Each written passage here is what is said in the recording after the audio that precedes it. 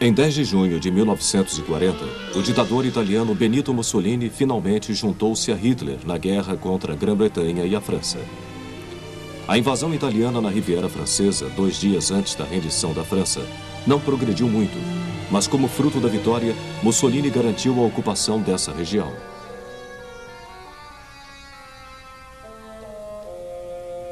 Mas Mussolini também queria dar um golpe na Grã-Bretanha contra sua influência naval no Mediterrâneo, onde ela tinha 3 bases navais importantes. No oeste estava Gibraltar, que os britânicos tomaram da Espanha em 1704. Malta, lar tradicional da esquadra mediterrânea, cobria o Mediterrâneo central, e o porto egípcio de Alexandria, no leste. Mussolini estava enciumado e determinado a fazer do Mediterrâneo o seu mar. Para enfrentar a Grã-Bretanha, sua marinha tinha suas principais bases em Taranto, La Spezia e Messina. Era pelo menos no papel adversário para a Grã-Bretanha. Entretanto, o que fez o Mediterrâneo tão importante para a Grã-Bretanha foi o Canal de Suez, construído em 1870 com apoio francês. Ele diminuiu sensivelmente o tempo de viagem entre a Grã-Bretanha e a Índia e o Extremo Oriente. Ameaçando em terra o canal estavam 250 mil soldados italianos na Líbia e mais 100 mil na Abissínia, na Eritreia e na Somália italiana. Para enfrentá-los, a Grã-Bretanha tinha apenas 60 mil homens, baseados principalmente no Egito e na Palestina. Com pequenas guarnições no Sudão, na Somália Britânica e em Aden. Havia também uma importante base aérea no Iraque, em Rabânia. Para mostrar que não estavam brincando, os italianos bombardearam Malta, Aden e Porto Sudão, em 11 de junho. Os britânicos enviaram tropas para a fronteira do Egito com a Líbia, esperando um ataque italiano, e começaram a executar ataques surpresa em toda a fronteira. O ataque italiano levaria tempo para ser organizado e não teve ajuda devido à morte do comandante-geral italiano, Marechal Ítalo Balbo, um eminente piloto aviador cujo avião foi derrubado por um de seus próprios aviões. Para a Marinha Real, o objetivo mais importante era manter Malta abastecida, apesar de ela estar ao alcance dos aviões italianos que operavam na Sicília. Mas o noroeste da África francesa era um assunto complicado. A maior parte da frota francesa havia abandonado Malta e em 3 de julho de 1940, a Marinha Real os atacou, temendo que Malta pudesse cair em mãos alemãs. Navios foram destruídos e marinheiros franceses foram mortos ou feridos.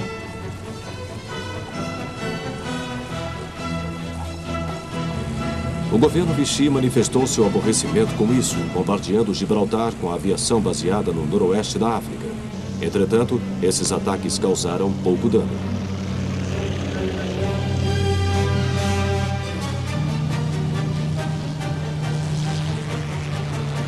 No mar, os italianos começaram a atacar com navios e aviões os comboios de suprimento para Malta. Isso levou a várias batalhas navais.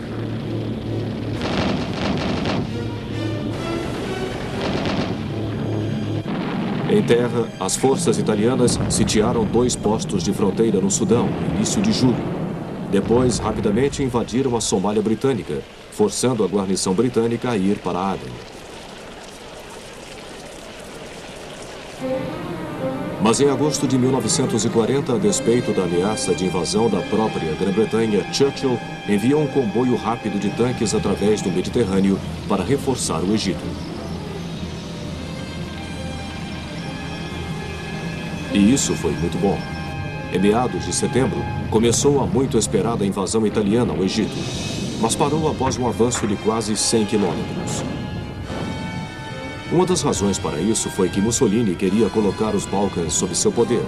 No final de outubro de 1940, suas tropas invadiram a Grécia neutra pela Albânia ocupada pela Itália.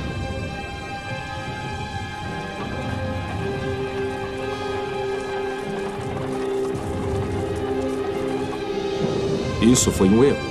Os gregos não apenas resistiram, como contra-atacaram, penetrando até a metade da Albânia, antes do fim do ano.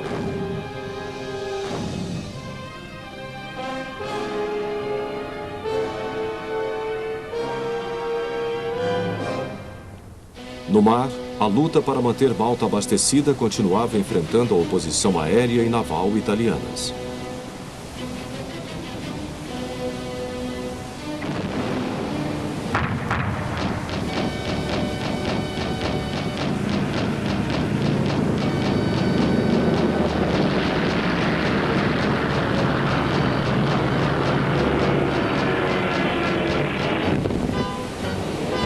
Mas na noite de 11 de novembro de 1940, os aviões britânicos Swordfish decolaram do porta-aviões Illustrious e fizeram um ousado ataque de torpedos à base naval italiana em Taranto.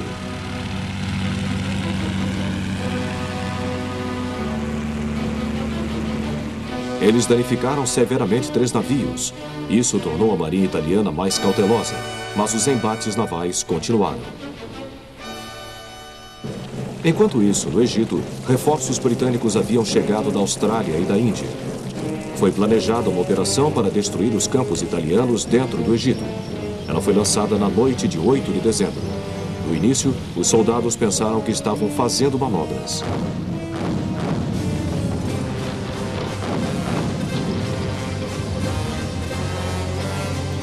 O ataque pegou os italianos de surpresa e em 2 semanas foram mandados de volta para a Líbia.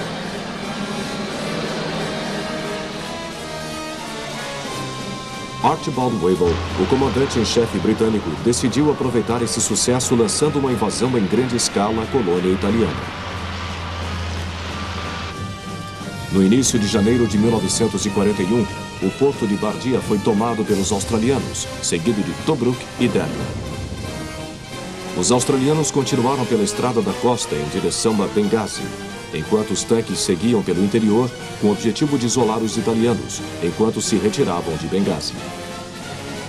Após passar através de terrenos difíceis, os tanques chegaram na hora exata.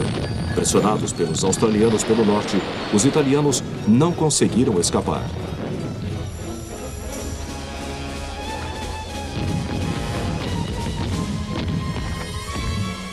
Finalmente, 20.000 italianos foram feitos prisioneiros nessa única ação.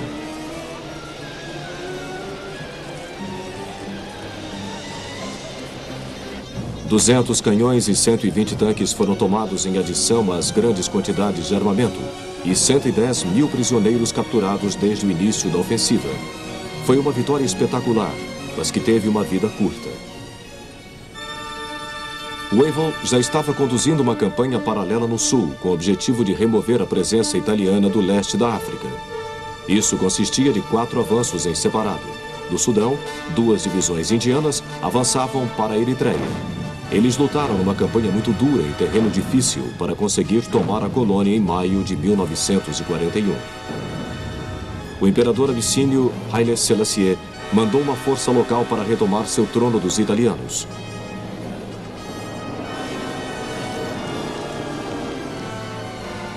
Os homens de Selassie também saíram do Sudão. Outra força de soldados do sul, do leste e do oeste da África invadiu a Somália italiana pelo Quênia.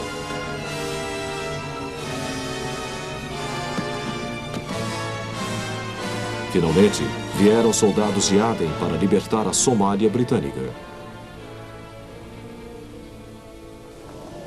Mas, mesmo enquanto se desenrolavam essas campanhas, as pequenas e muito espalhadas forças de Wavell estavam sendo ainda mais exigidas. O olhar de Churchill estava na Grécia e em sua luta contra os italianos. Em março de 1941, ele ordenou que Wavell enviasse forças para ajudar esse novo aliado.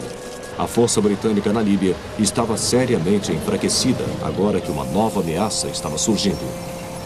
Hitler havia despachado uma pequena força alemã sob o comando do general Erwin Rommel. Ele tentava tirar vantagem do enfraquecimento britânico e, a despeito das objeções italianas, rapidamente reuniu suas forças na fronteira cirenaica.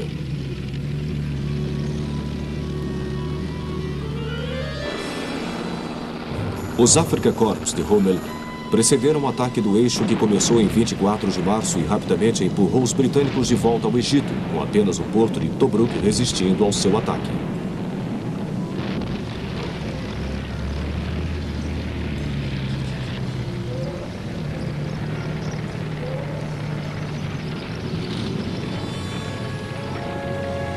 O pior ainda estava por vir. Hitler agora estava planejando invadir a Rússia. Com o objetivo de manter seu flanco sul, ele conseguira reunir a seu lado a maior parte dos estados balcânicos. No fim de março, após um golpe de Estado, a Iugoslávia rompeu o acordo. Em 6 de abril de 1941, um Hitler furioso a invadiu, assim como a Grécia.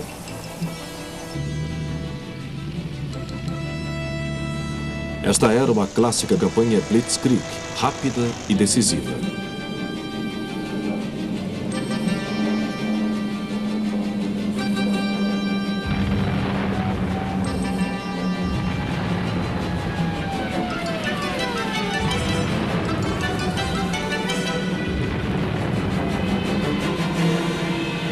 As forças iugoslavas estavam mal preparadas para encarar tal violência e foram rapidamente vencidas. Os alemães entraram na capital Belgrado em 12 de abril e a Iugoslávia se rendeu 5 dias depois. A Grécia resistiu um pouco mais, com o contingente britânico tendo que ser retirado pela Marinha Real. Na realidade, a única saída para os britânicos era o mar.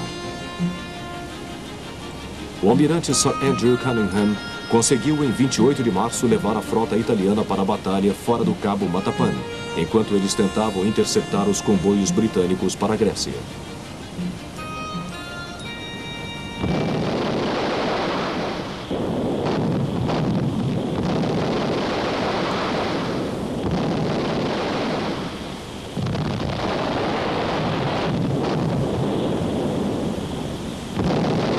Esta foi a primeira batalha completa de frota contra frota na Segunda Guerra Mundial.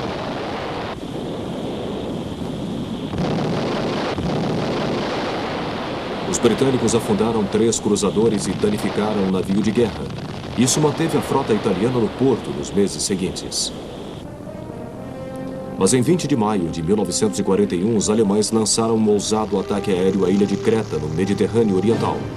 As tropas britânicas estavam estacionadas lá desde novembro de 1940 e os homens retirados da Grécia haviam ajudado a formar a guarnição.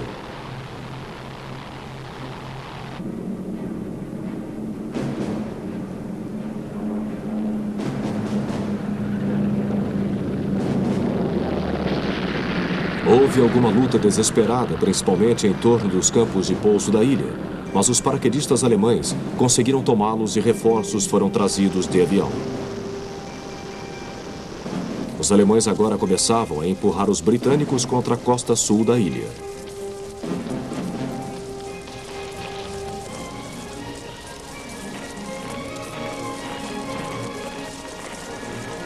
A retaguarda britânica era incapaz de segurar o avanço alemão por muito tempo. Apesar de eles terem resistido a ações pesadas, estavam continuamente cercados.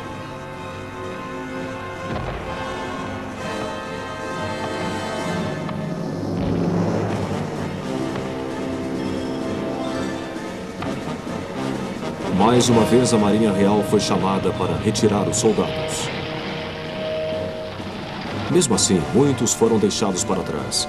Este foi outro sucesso espetacular dos alemães. Mas a perda de aeronaves de transporte significava que nunca mais tentariam outro ataque aéreo em grande escala. A perda de Creta e o fato de que a Luftwaffe estava agora unida aos italianos atacando Malta significava que os comboios britânicos não poderiam continuar passando pelo Mediterrâneo. Eles teriam que contornar o Cabo da Boa Esperança no sul da África. Na realidade, era remotamente possível passar comboios ocasionalmente para manter Malta suprida.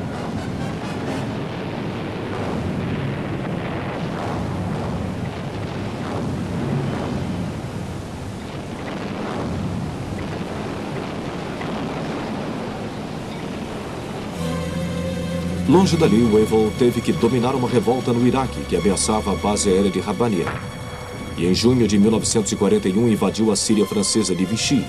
Isso foi provocado pelo temor que a Luftwaffe pudesse se estabelecer ali. Foram necessárias 5 semanas de luta pesada para dominar os franceses de Vichy.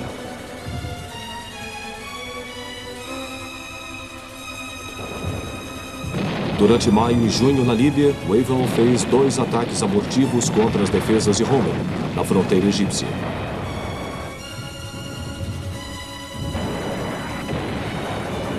Sua incapacidade de penetrar e levantar um cerco a Tobruk, que continuava a resistir, provocou a substituição de Wavell por Sir Claude Auchinleck. Ele passou os meses seguintes montando o que se tornaria o 8º Exército, visando uma grande ofensiva que teria lugar em novembro. Isso aconteceu a despeito do fato de que Churchill sempre o pressionava a atacar mais cedo.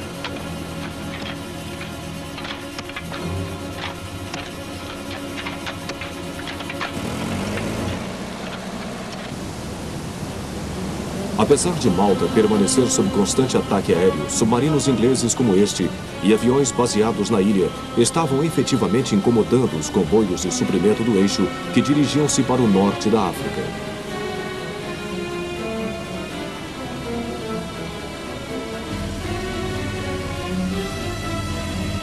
A ofensiva de Auchinleck, muito esperada e chamada Crusader, começou em 18 de novembro de 1941.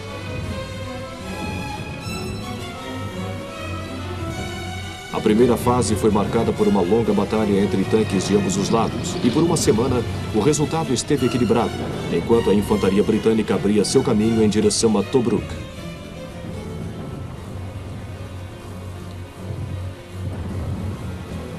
Em certo momento, os blindados britânicos estiveram ameaçados. Foi quando Rommel atacou maciçamente sua retaguarda antes de ser forçado a retroceder.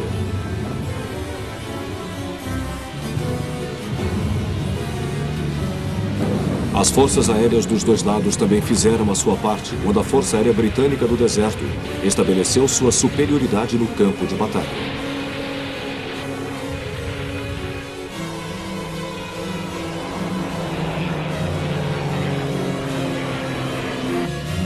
Finalmente, por falta de combustível, Rommel foi forçado a retroceder.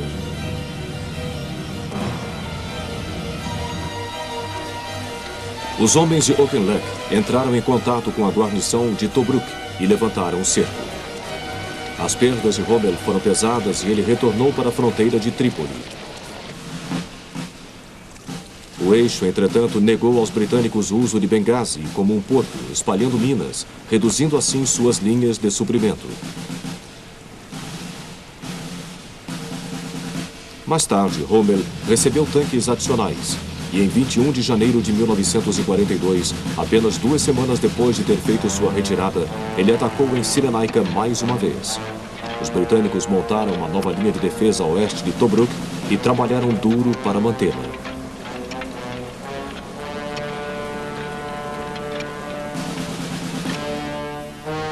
Havia agora um debate sobre estratégia no campo do eixo. Rommel queria pressionar no canal de Suez e colocou suas forças convenientemente. Mas Albert Kesselring, seu superior como comandante em chefe no Teatro de Operações do Sul, tinha outras ideias. Ele e os italianos consideravam mais importante a captura imediata de Malta, como garantia das linhas de suprimento do eixo. Entretanto, ele permitiu que Rommel avançasse até Tobruk. Rommel atacou no final de maio de 1942, se adiantando aos britânicos, que também estavam preparando um ataque. Ele deslocou seus blindados em torno do deserto no flanco britânico e seguiu-se uma desesperada batalha entre tanques.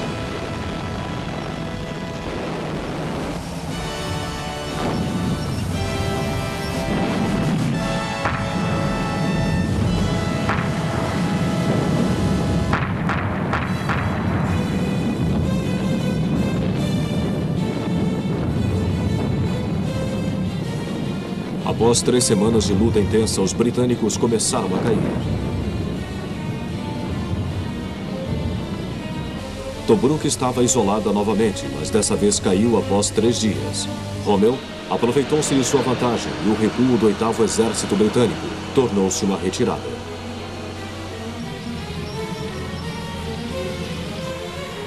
Auchinleck tornou a encarar seu adversário em Al-Alamein, a última posição defensável antes do canal de Suez. Seu flanco sul ficou na intransponível depressão de Katara, mas ainda havia dúvidas quanto à sua capacidade de conter os alemães.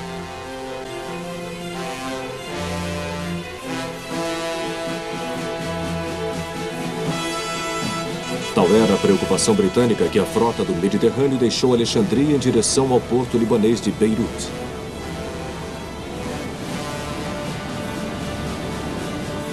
Em 1º de julho de 1942, Rommel atacou. Por algum tempo, a situação esteve equilibrada.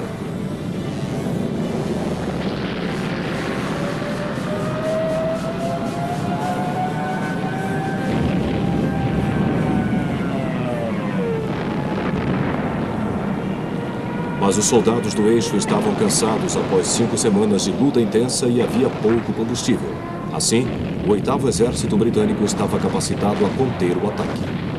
Os britânicos agora tentavam passar através das defesas do eixo.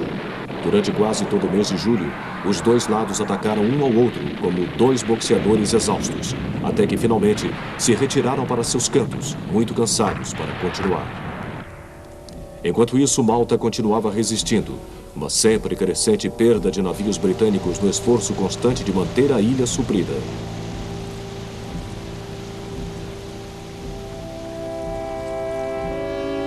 Os habitantes da ilha também estavam sofrendo com os infindáveis ataques aéreos. A ilha depois receberia a mais alta condecoração civil britânica por bravura, a Cruz de George. Preocupado com a situação, Churchill agora visitava o Egito para tratar pessoalmente de todos os assuntos. Ele decidiu que uma mudança na liderança era necessária. Auchinleck foi substituído por uma nova equipe. O general Sir Harold Alexander comandaria o teatro de operações e o general Bernard Montgomery assumiria o comando do exausto e desgastado 8º Exército.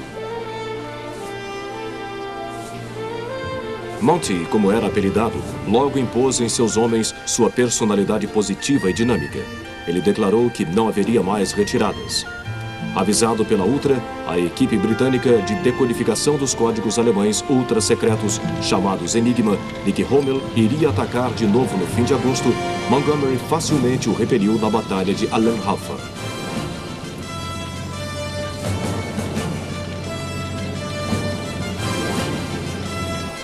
Convencido de que uma grande superioridade em homens e material era essencial para o sucesso, ele começou a preparar um avanço através das linhas do eixo para assim expulsar italianos e alemães da Líbia.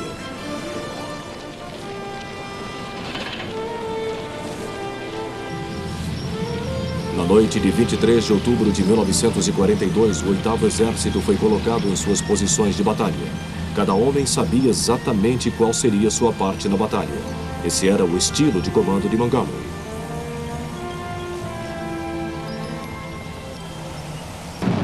"900 canhões começaram a agredir as linhas do eixo e o ataque começou.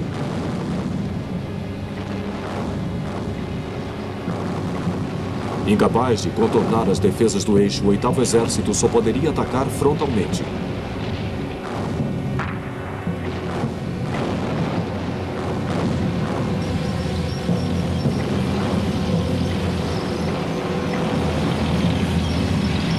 Durante os 11 dias seguintes, os britânicos lutaram desesperadamente para fazer furar as defesas de Rommel.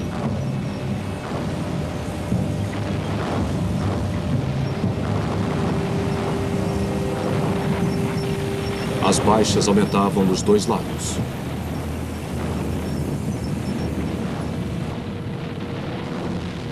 Os homens de Rommel estavam aglutinados enquanto a força aérea do deserto incessantemente os açoitava.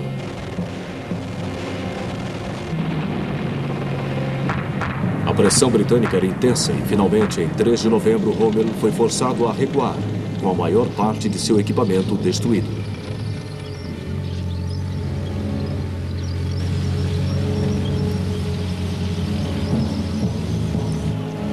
Milhares de prisioneiros do eixo caíram em mãos britânicas. Os tanques de Montgomery os perseguiram e tentaram isolar Rommel. Mas o mau tempo e a capacidade tática permitiram que as forças sobreviventes do eixo escapassem. Durante o resto de novembro e dezembro, o 8º Exército Britânico perseguiu seu adversário através da Líbia. Os britânicos entraram em Trípoli em 23 de janeiro de 1943 e Rommel entrou na Tunísia. Mas a situação geral agora havia mudado. Rommel e os britânicos sabiam que o novo teatro de guerra africano havia apenas começado.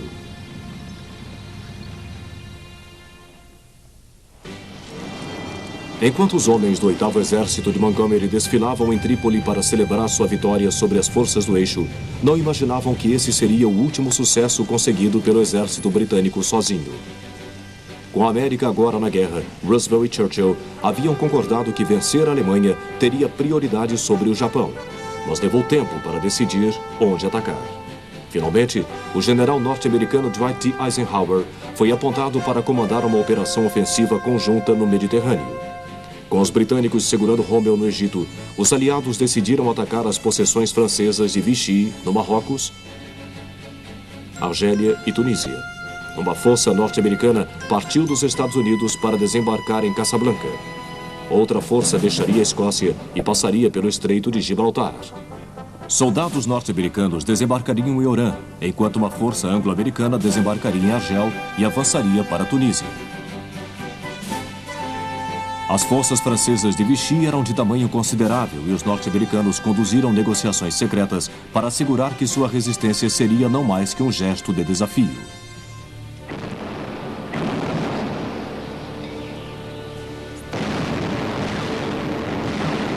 Os desembarques chamados de Torch tiveram lugar em 8 de novembro de 1942, logo depois que Montgomery começou sua perseguição a Rommel. A Torch não foi apenas a primeira operação combinada anglo-americana, mas ela também representou a primeira de muitos desembarques anfíbios aliados.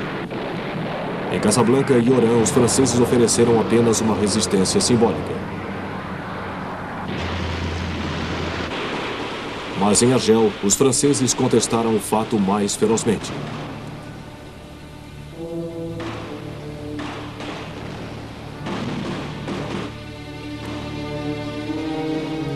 Mesmo assim, eles assinaram um armistício após alguns dias. Então, os britânicos e os norte-americanos avançaram para a Tunísia.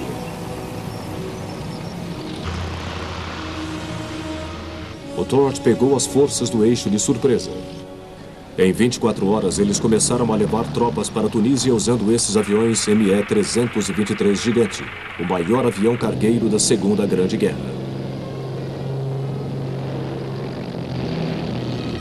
Os dois lados agora avançavam um contra o outro e tiveram várias batalhas no terreno montanhoso da Tunísia.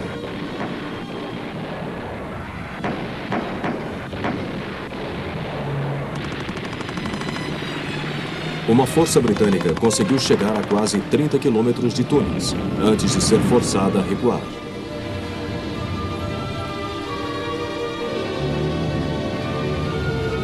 No Ano Novo, em meio a chuvas e ventos frios, a linha de frente desceu a principal cadeia montanhosa da Tunísia. A Força Aérea Aliada sofria principalmente com a lama.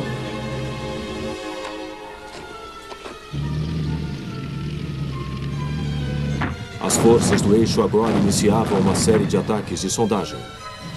Os veteranos africanos de Rommel agora juntavam-se aos soldados que já estavam na Tunísia. Ele preparou um ataque contra os norte-americanos inexperientes em Kasserine para tirar os aliados do oeste da Tunísia.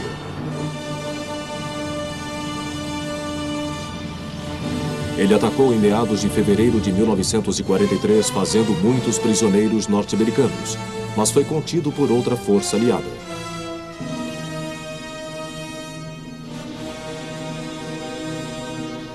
O 8º Exército de Montgomery agora entrava na Tunísia pelo leste, abrindo assim outra frente.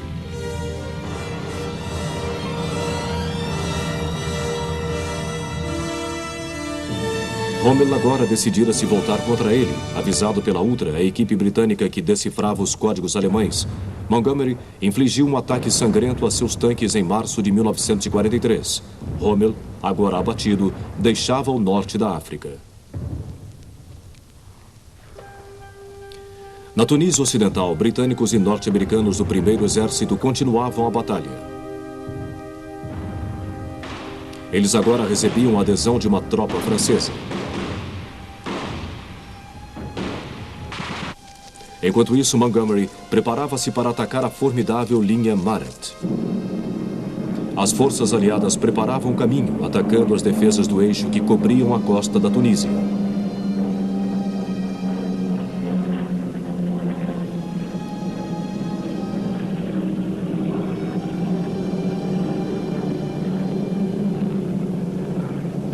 Montgomery decidiu atacar a linha durante a noite.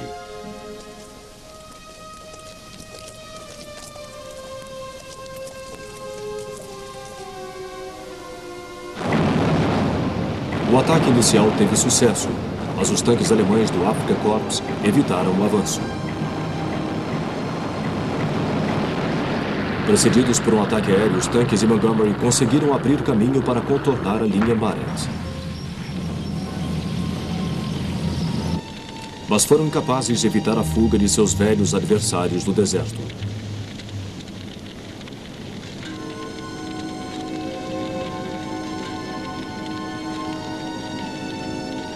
Os norte-americanos, agora recuperados depois do desastre de Kasserine, graças ao general George Patton, limparam o sudoeste da Tunísia e juntaram-se a Montgomery.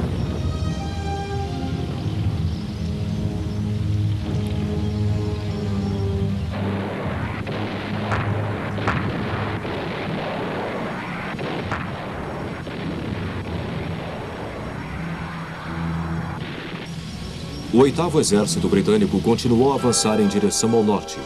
As forças do eixo tornavam-se cada vez mais encurraladas pelos britânicos, franceses e norte-americanos do 1º Exército que os continham no oeste. Enquanto Montgomery pressionava pelo sul em direção a Wadi Akarit, a próxima linha de defesa principal. Seus soldados a dominaram com sucesso no início de abril.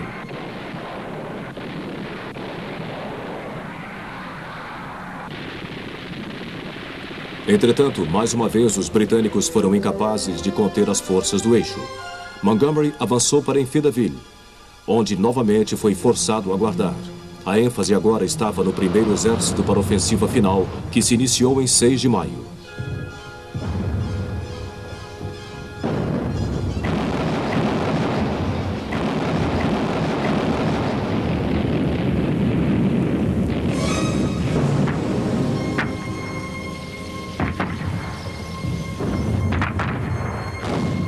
As forças do eixo, tendo suas linhas de suprimento pelo Mediterrâneo agora virtualmente cortadas, não poderiam se manter por muito tempo.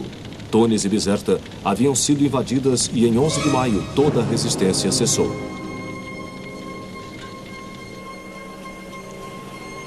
Mais de 200 mil italianos e alemães se renderam. A hora de retomar a Europa finalmente havia chegado. Em janeiro de 1943, os aliados haviam feito uma grande conferência de planejamento estratégico em Casablanca, no Marrocos. Nela havia sido tomada a decisão de desembarcar na Sicília, já que o norte da África havia sido tomado, e conseguir a saída da Itália da guerra. O planejamento para a operação na Sicília começou em março de 1943. O 7º Exército norte-americano do general Patton desembarcaria na costa sul e tomaria metade oeste da ilha, enquanto o 8º Exército de Montgomery avançaria pela metade leste. Como uma preliminar e após um pesado bombardeio aéreo e naval, tropas britânicas desembarcaram nas ilhas de Lampedusa e Pantelleria, em 11 de junho. As forças anfíbias navegaram do noroeste da África, Egito e Grã-Bretanha. O desembarque na Sicília começou em 10 de julho.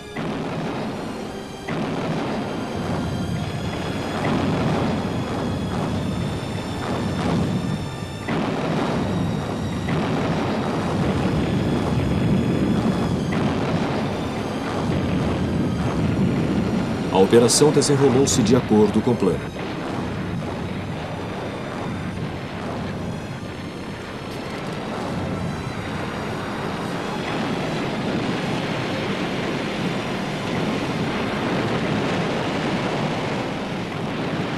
As divisões italianas de baixo nível defendiam principalmente a costa, onde foram incapazes de evitar que as cabeças de praia fossem estabelecidas.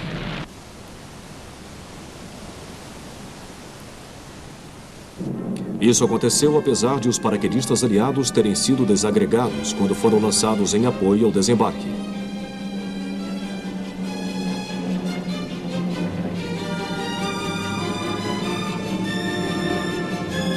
Os aliados agora começavam a avançar para o interior, mas encontraram resistência feroz de 2 divisões alemãs que haviam sido mandadas para a ilha.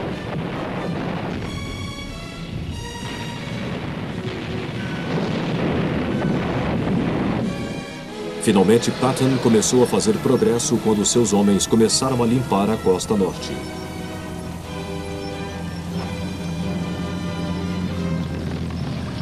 Os britânicos, entretanto, tiveram dificuldades em avançar no leste mais montanhoso. Só em 5 de agosto, eles conseguiram entrar em Catânia, a meio caminho da costa.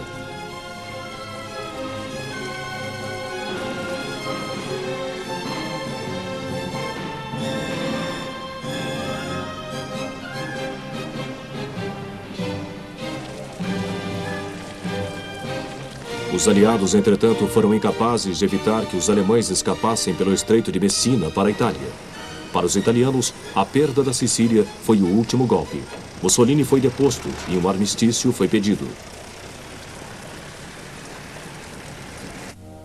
Kesselring recebeu ordens de Hitler para agir contra a rendição italiana.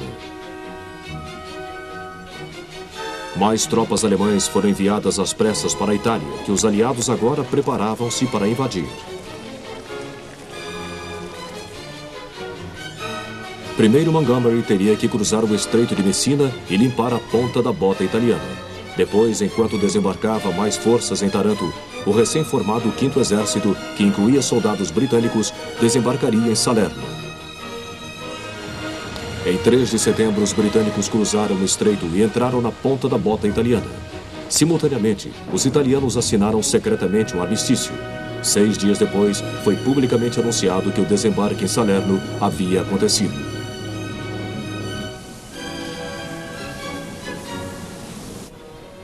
Os alemães rapidamente trouxeram seus soldados e ofereceram forte resistência.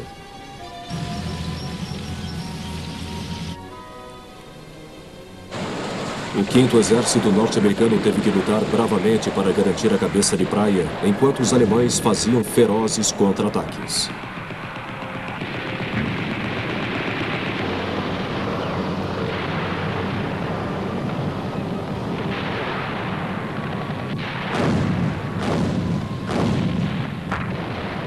A Luftwaffe também estava bastante ativa e destruiu um grande número de navios aliados.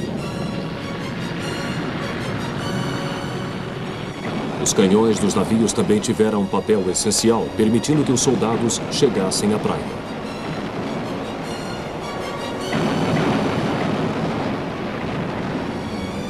Finalmente, o poder de fogo aliado provou sua superioridade. A cabeça de praia foi expandida e os reforços desembarcaram. Salerno mostrava que os alemães não iriam entregar a Itália sem luta.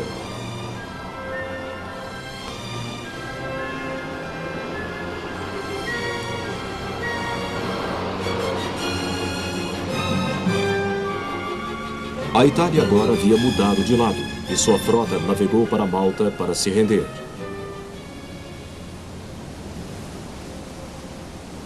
Os alemães tentaram evitar que os aliados usassem as forças armadas italianas, desarmando-as.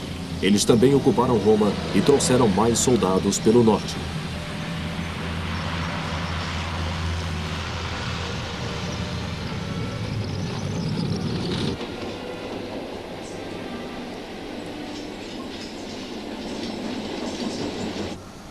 Nesse ínterim, Mussolini estava preso numa estação de esqui nas montanhas Abruzzi. Por ordem de Hitler, soldados desembarcaram em um planador e executaram um ousado resgate do ex-ditador italiano. Eles usaram um avião leve para levá-lo em segurança.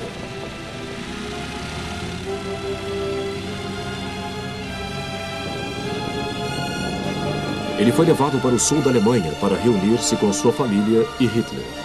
Depois, Mussolini criou uma república fascista, fantoche, no norte da Itália.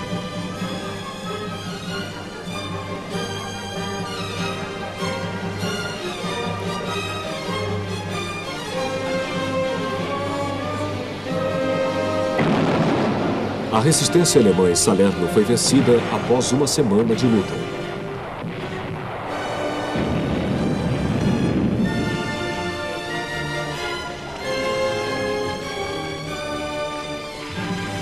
Isso permitiu que o 5º e o 8º Exércitos se reunissem.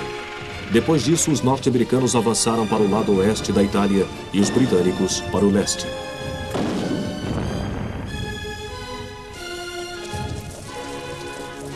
Montgomery e o comandante do 5º Exército, Mark Clark, reconheceram a necessidade de coordenar suas operações. Churchill, entretanto, estava decidido a reentrar nos Balcãs, ocupando as ilhas italianas do Dodecaneso. Os desembarques nelas aconteceram em setembro. A guarnição italiana foi desarmada, mas a falta de apoio aéreo e naval permitiu que os soldados alemães na Grécia rapidamente recapturassem as ilhas.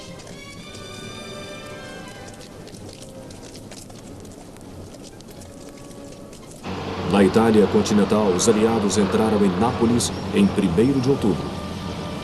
Suas forças então continuaram em direção ao norte, mas foram contidas pela retaguarda alemã.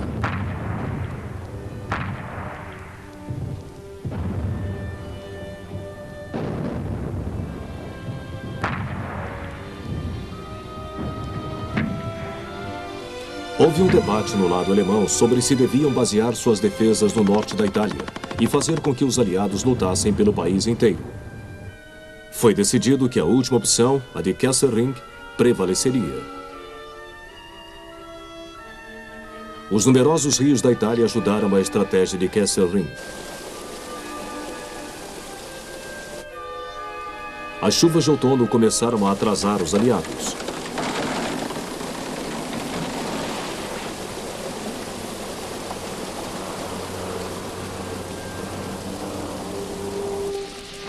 As condições pioravam conforme o inverno se aproximava. Finalmente, no final de novembro de 1943, os aliados se confrontaram com as defesas preparadas na linha Gustav.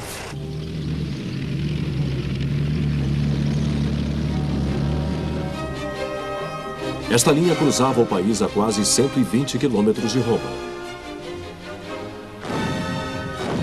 Montgomery pretendia passar por ela no seu lado leste.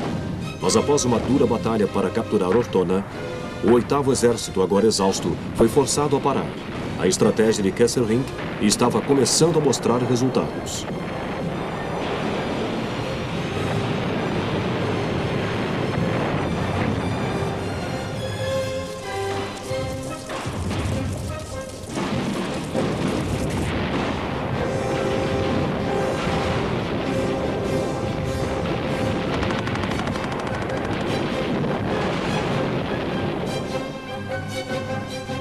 Desesperados para chegar a Roma, os aliados decidiram isolar os alemães na área de Monte Cassino e depois contornar a linha Gustav através de um desembarque anfíbio em Anzio, a 90 quilômetros da sua retaguarda. Isso foi feito a despeito dos planos prévios de transferir a maior parte dos veículos anfíbios para a Grã-Bretanha, em preparação para a invasão de 1944 através do canal.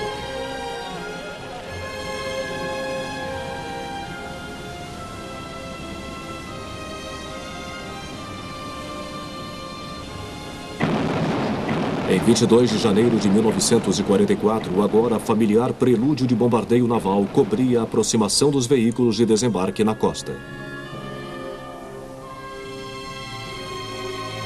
As tropas de assalto foram rapidamente desembarcadas.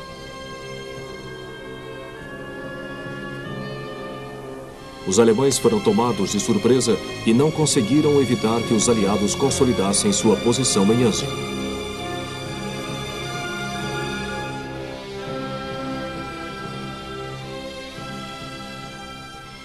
Esses veículos anfíbios com rodas, conhecidos como Ducks, permitiam que os soldados desembarcassem sem molhar os pés. Logo, armas pesadas e suprimentos foram desembarcados.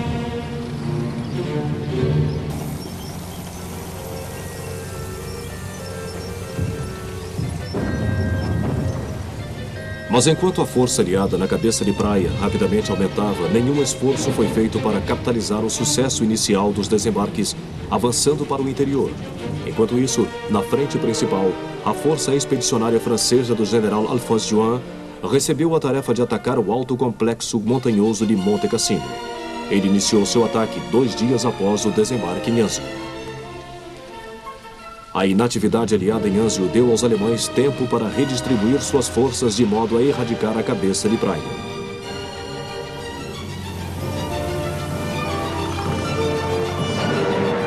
Em 16 de fevereiro, eles lançaram o primeiro de uma série de furiosos contra-ataques.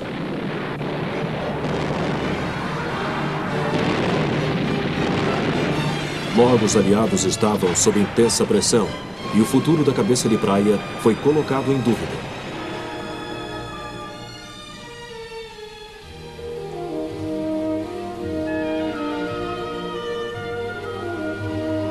Os alemães mantiveram a pressão por 2 semanas e meia.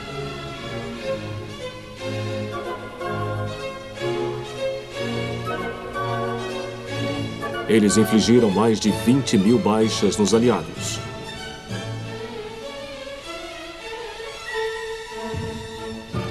A situação em Monte Cassino não era melhor.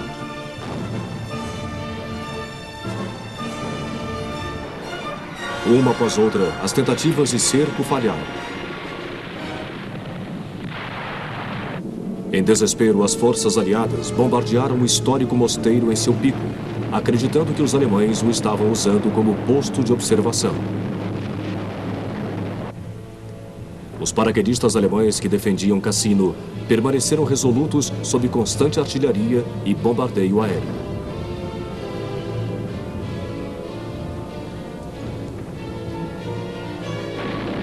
Franceses, neozelandeses, indianos e britânicos tentaram capturá-lo, mas sem sucesso, apesar de eles terem conseguido capturar grande parte da cidade em sua base.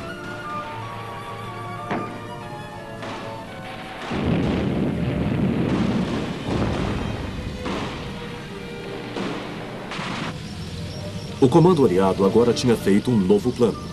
A maior parte do 8º Exército Britânico seria levada para leste dos Apeninos, a cadeia montanhosa da Itália, e um ataque combinado seria lançado de Cassino para a costa mediterrânea. Em conjunto com isso, as forças da cabeça de praia de Anzio deveriam avançar em direção a Roma. Um ataque aéreo preliminar chamado de Strangle foi montado para estrangular as linhas de suprimento do eixo.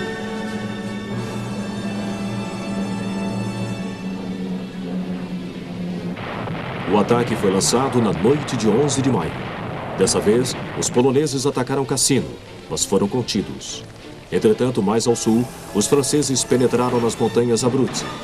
Kesselring agora ordenava que suas tropas começassem a se retirar da linha Gustav. Os poloneses atacaram Cassino outra vez, que finalmente caiu. E as forças aliadas chegaram às montanhas e se uniram às forças de Anzio. Roma, que havia sido um prêmio ilusório, foi atingida pelos aliados em 5 de junho.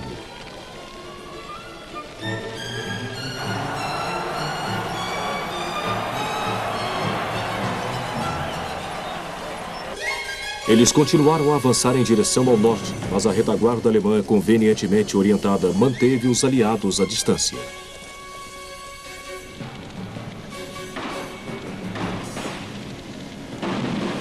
A esperança de evitar que os alemães se retirassem para sua linha de defesa seguinte começou a desaparecer.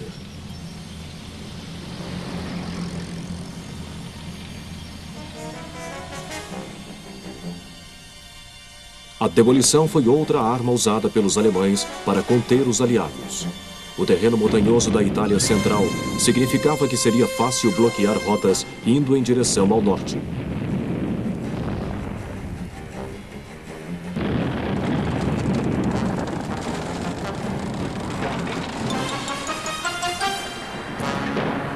Ao final de agosto, o avanço aliado foi sendo levado a uma parada virtual. Eles agora encontravam-se encarando outro forte cinturão de defesas, a linha Gothic, a quase 240 quilômetros ao norte de Roma.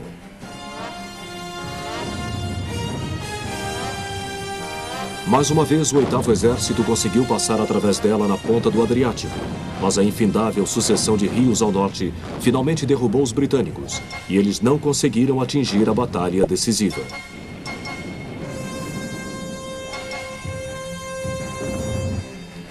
Os norte-americanos bateram suas cabeças contra a linha, no ponto em que ela passava através dos Apeninos.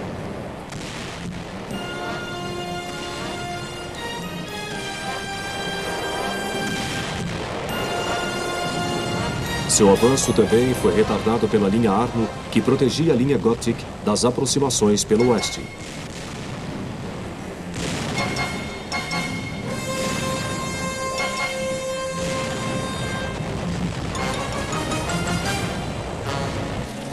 Mais uma vez, o inverno havia chegado à Itália. e a exaustão tomava os exércitos aliados. As tropas estavam conscientes que o foco havia sido apontado para outro lugar, para o noroeste europeu e para as maciças batalhas da frente leste.